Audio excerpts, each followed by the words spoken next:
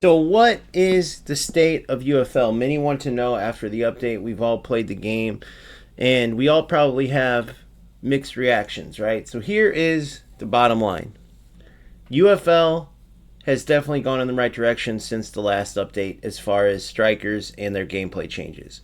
They took care of, for the most part, not all the way, but for the most part, the crazy auto cross goals, typically to Holland.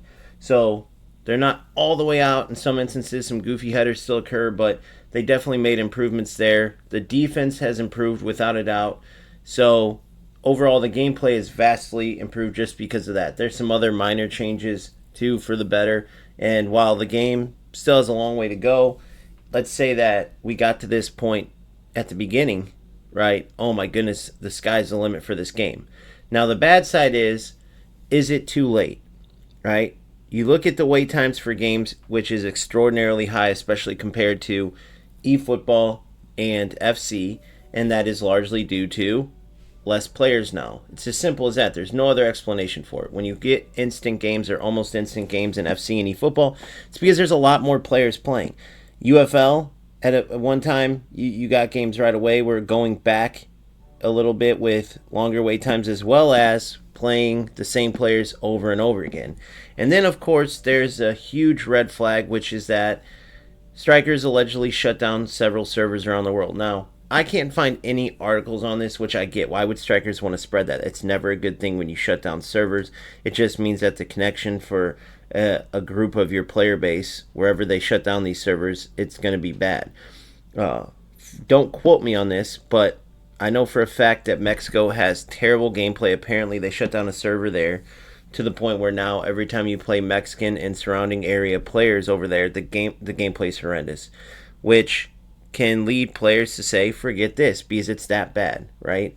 UFL is a game that overall always had good connection, right? Not much command delay or anything, but nowadays you get it, and when you get it, it's terrible, and it's in a string of games because of these players in these areas. So for me, it's whenever I match up against these Hispanic players. You can see the little warning triangle come up in the corner, and in the game, all types of terrible stuff happens. Not to mention, it seems that these players dealing with this bad gameplay all the time have found certain rat shortcuts to use, and so that just makes it worse.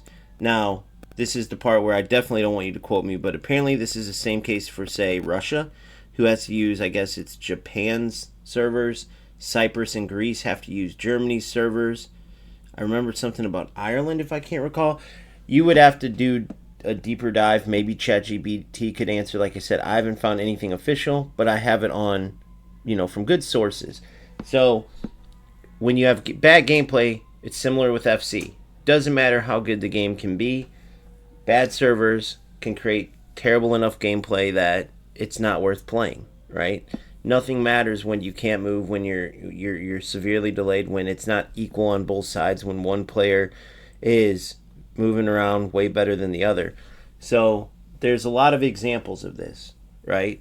And one of the biggest examples I personally have comes against this player who I do not know. Now, I have another string of games against a player who's now on my Discord. He's now always in stream, and we played 3 times, and 2 of the 3 I beat him.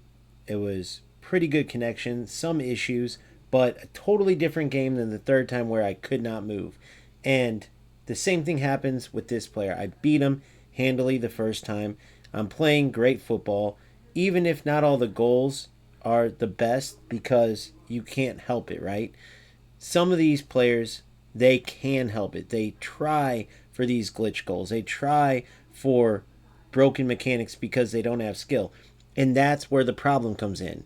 Because when you're beating someone in this game, right, when you're a better skill player and you're playing good football, that shows how good this game can be, right? But when these players show that you don't have to use skill, that you can take shortcuts and find success, that's what takes away from the overall integrity of the game. That's what makes players not want to play. And this is extremely important to talk about, because when players are playing a game, you can just, whether you've experienced this or not, you just know yourself. How many games are you going to play where it's like this, where you're winning games handily? Next thing you know, you have terrible connection, and you're matching against these same players, so you know what the score typically is. You know what the skill level and the skill difference typically is. And then next thing you know, the game's just reverse. You go from winning 4-0 to you can't move, and it's like an automatic loss, right? All that together, bottom line, that's going to chase players away. There's no ifs, ands, or buts about it. It's not a argument thing. It's not an opinion thing. These are facts that are going on in UFL. And so the unfortunate part is you finally get this good patch, because remember, STRIKERZ has had patch after patch after patch, and they might, let's say, fix the biggest issue from some glitch rats found, but then they break 3 other things. Or they might only halfway fix an issue, and then they break 3 other things on top of it, so it's like, we wish you wouldn't have touched the game. They've always had some bad history when it comes to patches and what they ended up doing to the game. So they finally get one. This is an overall positive. I can't see anything where players could say it was a negative thing. But is it too late? Is the damage done? Is the number of players that have been lost too great? And so now players are going to have these crazy wait times until they finally say this ain't worth it. Are these players going to have crazy wait times, then go into a lag game? Then more crazy wait times into a lag game until they finally say, eFootball is free to download, or I'll spend 56 here. Right now it's discounted to $35 to go get FC and play what is the most popular game, or the second most popular game.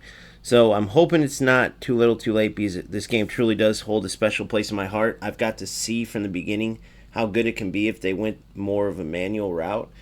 It's the most wide open with regard to tactics, and it does have these fun things to it. Not to mention, I have a great community built around this game.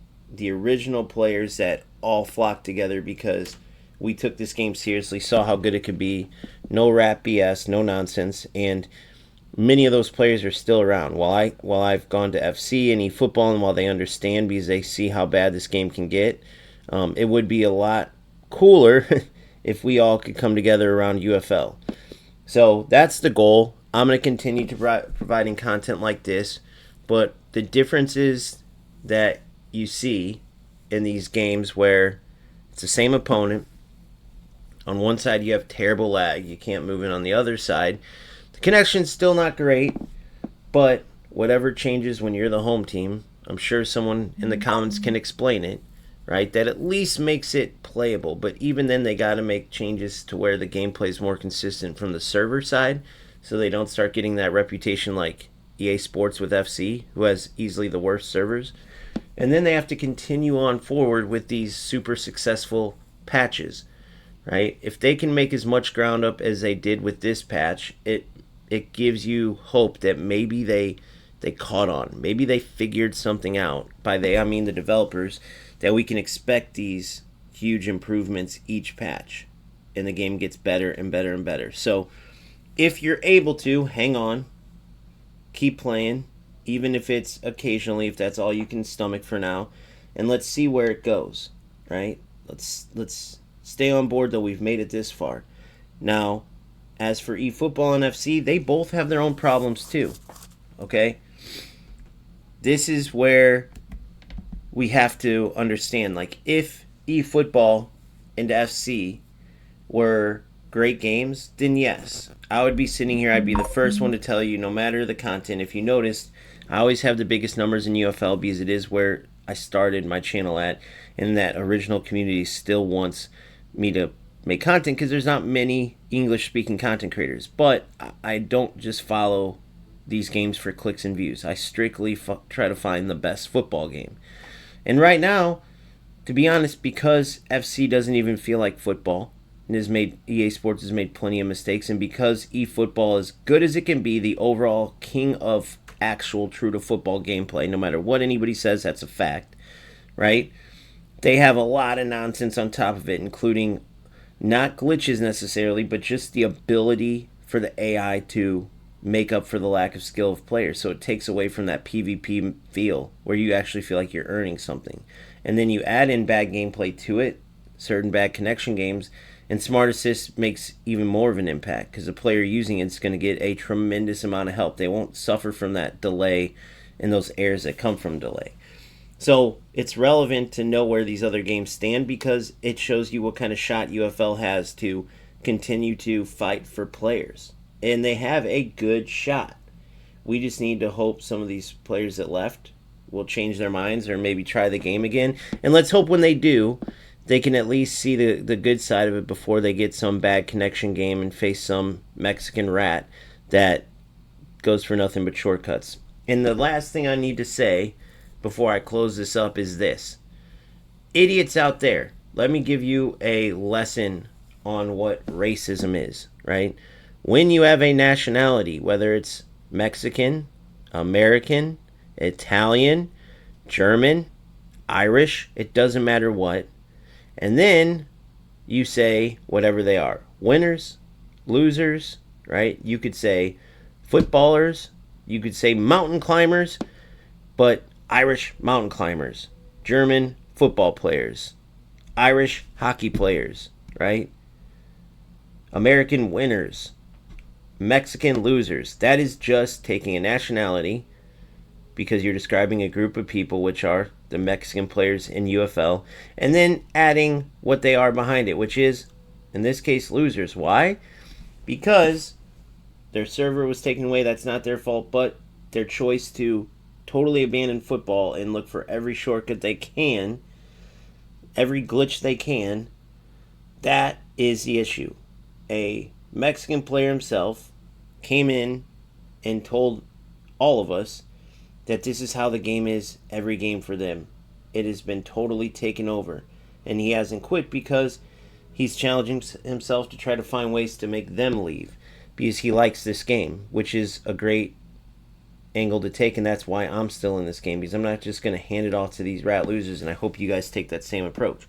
So, when I'm describing a certain region, certain nationality of players, so my audience knows who I'm talking about, and then so they know specifically that Mexican losers that are rats and use glitches instead of play football that ruin the game, that's not being racist. I think there's only like one of these trolls who I whooped that comes in here and says that, but still, I think it was worth addressing one time and one time only, just to explain to all you other idiots who don't understand, right? So with that being said, we will continue forward. We will continue looking for good gameplay out of this game to share, to try to show what this game can do. We'll try our best to get rid of the rat players, try our best to figure out how to beat them so we can chase them away, because every time some rat or every time somebody goes into some bad gameplay game and just has a bad experience, that's one more game we're closer to losing a player to the competition.